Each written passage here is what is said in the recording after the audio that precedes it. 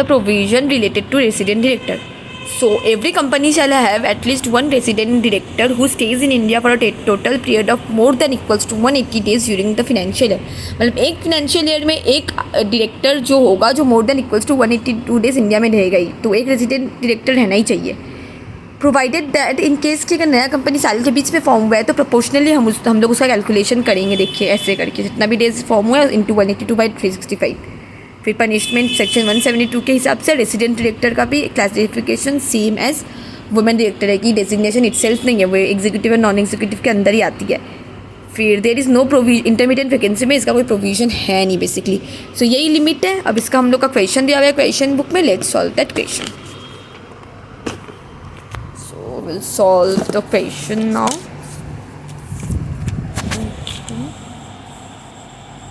हाँ,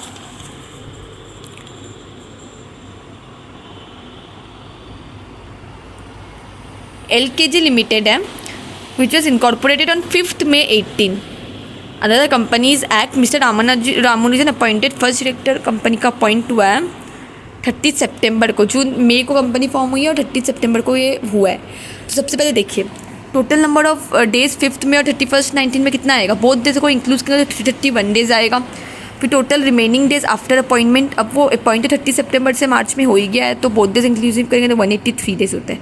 proportional stage in India क्या है 331 कंपनी था इंटू 182/360 165 और रामानुजन तो 183 डेज ही रह रहा है तो ये वैलिड है. So very simple question solve हो गया है. डन. अब आता है बाप topic. So independent directors are also called expert directors due to amend. बोला गया है नंबर ऑफ इंडिपेंडेंट डायरेक्टर्स. देखिए क्या होता है. लिस्टेड पब्लिक कंपनी को 1/3 ऑफ द टोटल डायरेक्टर्स को इंडिपेंडेंट रखना पड़ता है और अनलिस्टेड पब्लिक कंपनी में भी इसकी लिमिट है. अनलिस्टेड पब्लिक कंपनी सेटिस्फाई करेंगी any one of the following, उसको इंडिपेंडेंट रखना मैंडेटरी होगा. पब्लिक 10, 100, 50. ठीक है. Paid up share capital more than equals to 10, turnover more than equals to 100 and 100, 50. Loans and borrowings more than equals to 50. Loans, borrowings, deposit, debenture यही था. Accept Javed का मतलब joint venture. जावेद डब्ल्यू का wholly own subsidiary dormant company, इन तीनों पे नहीं लगेगा ये. 0 इंडिपेंडेंट डायरेक्टर. तो इन सबको कंपनी को एटलीस्ट 2 इंडिपेंडेंट डायरेक्टर्स तो रहना ही पड़ेगा. फिर बुक का 1.4 अपन पढ़ लेते हैं. चलिए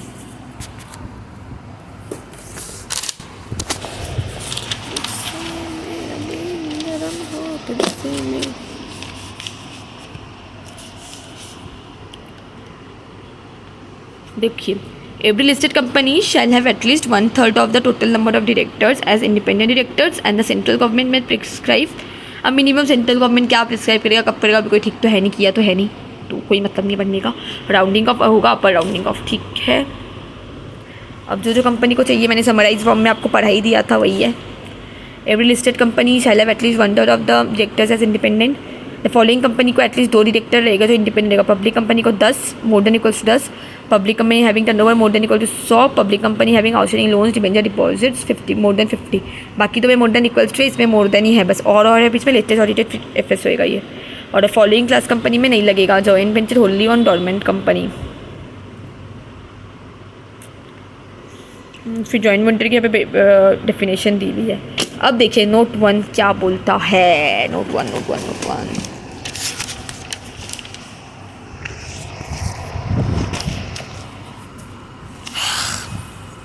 The above mentioned companies listed 10, 100, 50 also have to constitute an audit committee comprised of directors. ठीक है.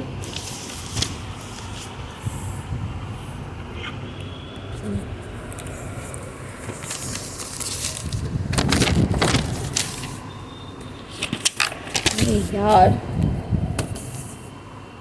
सो नोट 1 हम लोग का बोल रहा है in case of a company required to appoint higher number of independent directors due to audit company की composition के हिसाब से अगर higher number of independent directors appoint करने की रिक्वायरमेंट है तो वही हायर नंबर ऑफ अपन को करनी पड़ेगी. ठीक है. इंटरमीडिएट वैकेंसी वाला पॉइंट सेम है. अब देखिए क्वेश्चन से समझाया गया है. ठीक है. अनलिस्टेड पब्लिक कंपनी है जिसका paid up share capital is 12 crore, जिसमें 1 MD है, 4 WTD है, 2 इंडिपेंडेंट है, 5 नॉन एग्जीक्यूटिव है. बोर्ड ऑफ डायरेक्टर्स का टोटल 12 जन है. At least 3 directors majority, audit committee में क्या रहता है, एटलीस्ट 3 डायरेक्टर्स मेजोरिटी इंडिपेंडेंट होनी चाहिए ऑडिट कमेटी के हिसाब से। तो ऑडिट कमेटी में अगर 3 डायरेक्टर है तो 2 इंडिपेंडेंट होने चाहिए। ऑडिट कमेटी में अगर 4 डायरेक्टर है तो कंपनी को 3 इंडिपेंडेंट चाहिए। यही बोला गया है। अब पेज नंबर 1.5 हम लोग पढ़ते हैं ज़्यादा समझने के लिए। कोई अगर इंडिपेंडेंट वैकेंसी आएगी तो उसका भी सेम है, इमीडिएट नेक्स्ट DM और 3 months from the date of such vacancy. Whether company ceases to fulfil, अगर कंपनी सीज कर देते fulfil to any of the three conditions in any of the 3 consecutive years, it shall not be required to comply with the provisions of independent director। Note 4 में है, it is here by clarify the paid of share capital turnover outstanding debenture deposit, सब हम लोग latest audited FS के लेंगे।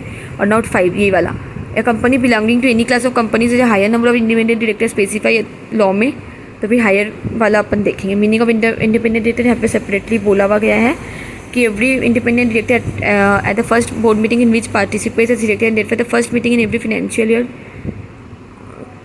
Meets the criteria of independence, meet करता है ये वो बोलेगा।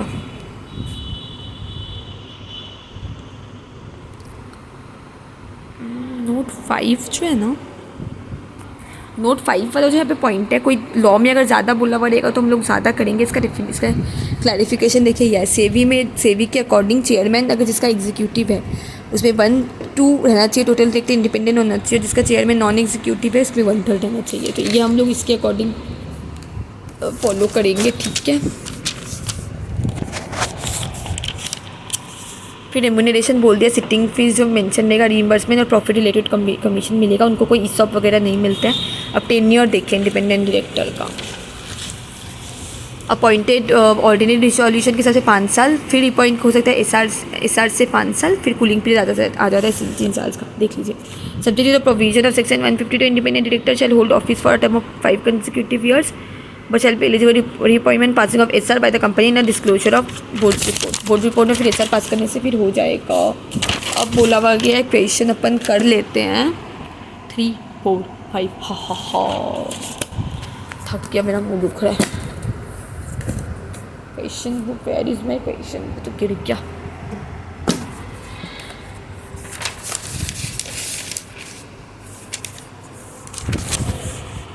सी द क्वेश्चन है, XYZ limited is an unlisted public company having paid up share capital बोला हुआ है 20 करोड़, जो कि मोर देन 10 करोड़ होता है, ठीक है। फिर टर्नओवर बोला 150, टर्नओवर का 150 था, TO का लिमिट 100 था, ठीक है। और टोटल नंबर डायरेक्टर 13 है, ठीक है। तो कितना रहेगा, 150 अगर रहा अनलिस्टेड पब्लिक कंपनी का तो 2 मिनिमम रहना पड़ेगा, ठीक है। State the minimum number of directors company should appoint, तो 2। लिमिट क्या था, एवरी लिस्टेड कंपनी को रहना पड़ेगा 1/3। फिर बाकी public company having 150, PUAC 10 crore से ज़्यादा होने से 2, फिर टर्नओवर 100 करोड़ से ज़्यादा होने से 2, 50 more than 50 crore loan deposit होने से 2, ठीक है। If suppose XYZ unlisted company है, what will be the consequence ceases to fulfil 3 consecutive year में अगर सीजेस टू फुलफिल करते तो उसको इंडिपेंडेंट रखने की ज़रूरत नहीं है। और थर्ड में बोलते हैं suppose XYZ unlisted company dormant company है, तो जावेद पे हमें पता था नहीं अप्लाई होगा। जॉइंट वेंचर होल्डी एंड सब्सिडियरी और डोरमेंट, हमें लिमिटेड लिस्टेड कंपनी से 1/3 of 13, 1/3 of 30 that is 4.33, upper round of 5 आ जाएगा। सो देख लीजिए आंसर। सबसे पहले प्रोविजन दे दिया, लिस्टेड कंपनी को 1/3 होना पड़ेगा, PUAC, फिर ये अनलिस्टेड का बोल दिया लिमिट, ये सबको 2 चाहिए। और जॉइंट वेंचर होल्डी ओन्ड और डोरमेंट को नहीं अप्लाई होगा। और whenever a company ceases to fulfil any of the 3 conditions in laid down above, तो उसको नहीं करने की ज़रूरत। कंक्लूजन 2 इंडिपेंडेंट डायरेक्टर है, फुलफिल तो नहीं होगा, डोरमेंट कंपनी को नहीं ज़रूरत है, उसको 5, 3, 4, 5 बोला था।